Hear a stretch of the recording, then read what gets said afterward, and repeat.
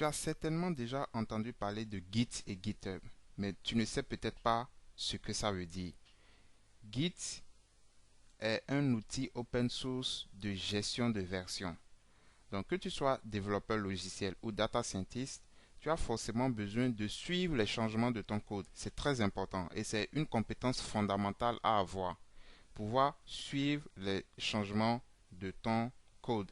Donc, Git te permet de suivre les changements de ton code et d'enregistrer ces changements-là. Et tu peux revenir à une version antérieure comme tu veux. Et GitHub, c'est un site, d'accord, sur le cloud qui te permet de gérer en remote tes répertoires. Et GitHub s'utilise en combinaison avec Git pour faire le versionning. Et c'est ce que je vais te montrer de manière pratique dans cette vidéo. Donc, regarde bien cette vidéo jusqu'à la fin car ce tutoriel te permettra déjà de commencer à utiliser Git et GitHub pour tes projets et quand tu vas te retrouver en entreprise, tu n'auras plus de difficultés à travailler en collaboration avec les autres développeurs ou bien avec les autres data scientists. Première chose à faire, c'est de télécharger et installer Git dans ton ordinateur. Donc tu vas sur le site git-scm.com, tu télécharges Git pour qui correspond à ton système d'exploitation et tu l'installes. Ici, moi je travaille avec un PC Windows, donc je fais download, je clique sur download for Windows, je le télécharge et je l'installe. Tout ce qu'il y a de plus simple au monde.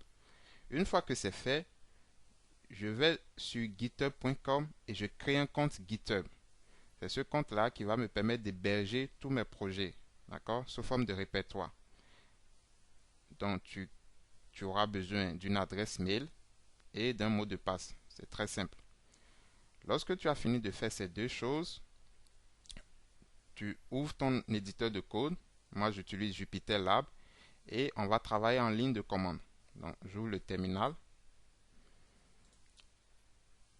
Je reviens dans GitHub et je vais créer un nouveau répertoire pour héberger le projet. Donc, supposons que je commence un nouveau projet de développement d'application et donc je vais créer un répertoire pour héberger ce projet. Ici, moi, je vais nommer mon répertoire test-git, tout simplement. J'ajoute un readme file, je le laisse en public et je clique sur Create Repository. Alors, je tiens à préciser que si tu travailles en entreprise, la probabilité que le répertoire du projet existe déjà, elle est très forte. Donc, la probabilité, elle est très forte. Donc, toi, tu n'auras qu'à cloner ce répertoire-là dans ton ordinateur. Je clique ici sur Code et je clique pour copier l'URL de mon répertoire. Donc, tu cliques là, copier, et on viendra le cloner en local. Donc, tu fais git clone, CTRL V, et tu exécutes. Et c'est cloné. D'accord? Maintenant, je vais dans le dossier qui a été créé test git. Donc, je fais cd test git. Super. Maintenant, une fois que c'est fait, je vais commencer par coder normalement. Je suis dans mon répertoire principal. Si tu veux, je te le montre. Test git, il est là. J'ai mon readme parce qu'on l'a cloné. Le readme se retrouve là. Pour le moment, dans le répertoire, il n'y a qu'un seul fichier, c'est le fichier readme.md qui veut dire Markdown. Ok, on n'a pas besoin de ce fichier. Moi, ce qui m'intéresse, c'est de faire mon application ou bien de créer mon modèle de machine learning en tant que data scientist. Donc, j'ai créé mon fichier Python que je vais nommer app.py. Donc, supposons que tu es développeur. Donc, tu vas créer ton application. Supposons que ton application c'est Printer. Voici la première version de mon application. Bien sûr, tu ne vas pas créer une application en entreprise qui est prête. Voici, voilà, c'est un exemple que je donne. Supposons que ici tu as 1000 lignes de code, voilà, qui se résume ici en une seule ligne de code comme ça.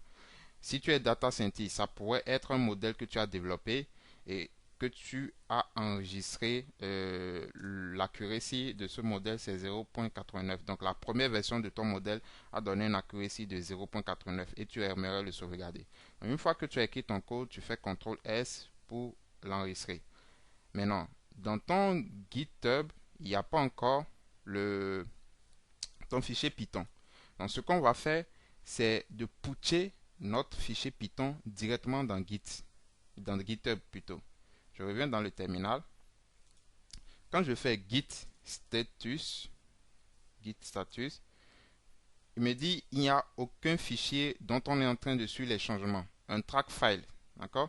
Si je fais maintenant git add app.py, ça veut dire que je vais ajouter le fichier app.py dans le staging area. Donc le staging area, c'est que je vais maintenant commencer par suivre les changements de mon fichier. Donc j'exécute. Regardez maintenant si je fais encore git status. Cette fois-ci, il me dit change to be commit new file app.py. Ok, parce que j'ai fait le add. Donc une fois que je fais le add, maintenant je peux faire le commit. Donc git commit. Donc j'ai tapé mon code. Je suis content avec cette première version de mon code. Je vais faire le commit. Donc le commit, il va me demander de mettre un message. Donc quel message je vais mettre? Je vais mettre version 1 par exemple. Donc git commit-m version 1. Attention, il faut écrire un truc quand même explicite, pas un test, mais une phrase vraiment explicite pour que tu puisses te retrouver. Ici, je fais simple, je mets seulement version 1. Quand je fais commit, si je fais git status, maintenant tu vas voir. Voilà, il n'y a plus rien qui est sur le staging area. Donc tout ça a été commit. Mais ça n'a pas été encore pushé en remote. Donc je vais faire le pushing en remote en faisant git push-u origin main. Pourquoi main? Parce que je veux le pusher dans ma branche principale, la branche main. Pour le moment, mon répertoire a une seule branche. Je le push dans cette branche-là. Donc, je fais git push-u origin main et j'exécute. Ça va prendre un peu de temps. Et regarde, si j'actualise maintenant ma page GitHub de mon répertoire, qu'est-ce que je constate? Mon fichier est là maintenant. app.py. Tu vois, version 1. Donc si je clique sur app.py, je retrouve mon code. D'accord? Je retrouve mon code. Et c'est le commit, le message commit, c'est version 1. Jusque là, tout est bon. Maintenant, supposons que j'ai présenté maintenant l'application au client. Le client est satisfait, mais il veut quelques modifications. D'accord? Ou bien supposons que j'ai présenté le modèle à mon manager. Il est content, mais il m'a donné quelques idées pour améliorer l'accuracy que je vais mettre en œuvre. Donc, qu'est-ce que je vais faire ici? Je vais modifier le code de mon application. Donc, je vais écrire voici la deuxième version de mon application. D'accord? Et ici, j'ai suivi les indications de mon manager et mon accuracy, au lieu d'être amélioré, c'est venu à 0,75. Ok? Quand même, je vais enregistrer. Je vais quand même enregistrer ça et le pusher dans mon GitHub pour avoir cette version-là. Donc, je repars dans le terminal. Je peux faire CTRL L pour effacer. Donc, je repars dans mon terminal et je fais encore git add. Attention, app.py. Ok? Et je vais faire maintenant git commit-m. Je vais mettre le message version 2. Une fois que c'est fait, il me dit tout ce qui a été changé, combien de lignes, etc. Il me donne les informations. Maintenant, je vais faire git push-u origin main pour le pusher en remote. Donc, une fois que je l'ai pusché, je reviens ici.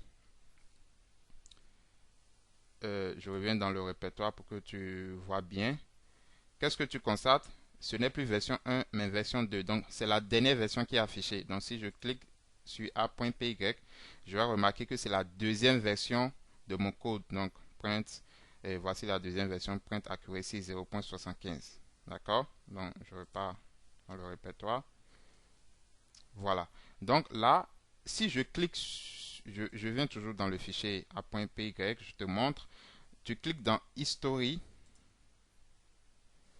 tu as les deux versions que tu as putché. Tu as ta première version qui est enregistrée et tu as ta deuxième version qui est enregistrée. Si je clique par exemple sur version 1, d'accord, je vais voir mon code. Tu cliques sur les trois points qui sont ici.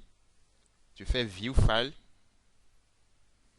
et tu vois la version de ton code, la version 1 que tu as putché, la première version que tu as putché, tu le vois là. Voilà. Maintenant, remarque, euh, supposons maintenant que tu veux revenir à la première version. Parce que pourquoi tu as obtenu un accuracy qui est plus faible que ce que tu as fait dans la première version. Donc, il ne sert à rien d'utiliser cette version-là. Il faut que tu reviennes à la version précédente qui a donné un meilleur accuracy. D'accord? Supposons que bon, tu as dit à ton manager, voilà, j'ai suivi tes conseils, mais j'ai un accuracy de 0,75 alors que le premier modèle que j'ai créé, j'ai obtenu un accuracy de 0,89 et tu as dit, ok, tu peux revenir à ta première version et nous la présenter. Donc, comment tu vas faire pour revenir à ta première version? C'est très simple, tu repars dans le terminal, tu fais git log et là tu vois les informations sur toutes les versions déployées dans GitHub. Donc tu vois version 1, la date, l'auteur, celui qui a putché cette version là. Tu vois version 2 aussi, la date, l'auteur et l'identifiant. L'identifiant c'est ça. Ok. Et c'est cet identifiant là qu'on va utiliser pour revenir à la version 1. Donc pour le moment, je suis à la deuxième version. D'accord. Mais donc je ferme ça. Moi, je veux revenir à la première version de mon code. OK? Donc, qu'est-ce que je fais? Je fais git reset add et je vais copier l'identifiant de cette version-là. OK? Donc, l'identifiant de cette version-là, la version 1, c'est ça. Je fais CTRL-C et je viens copier là. CTRL-V. Et j'exécute. D'accord? Et là, c'est bon. Si je clique sur app.py maintenant, voilà, j'ai le code de ma première version. Donc voici la première version de mon application et print accuracy 0.89. Donc je suis à la première version de mon application et je peux, si je veux, je peux me baser sur cette première version pour faire d'autres modifications. Donc c'est très simple d'utiliser Git et GitHub pour suivre les versions de ton code et c'est d'ailleurs fondamental. Et dans cette vidéo, je t'ai montré comment utiliser Git et GitHub. Donc, il y a encore beaucoup de choses à dire sur Git et GitHub. Si tu sais déjà manipuler Git et GitHub, tu peux nous le faire savoir en commentaire et nous donner quelques commandes. Dans cette vidéo, on a utilisé la commande git add, git status, git commit et git push, ainsi que la commande git reset pour revenir dans une version précédente de notre code. C'est, à mon avis, vraiment largement suffisant pour commencer par travailler sur tes propres projets. Mais pour être plus efficace dans une équipe, tu auras besoin de connaître beaucoup plus de commandes.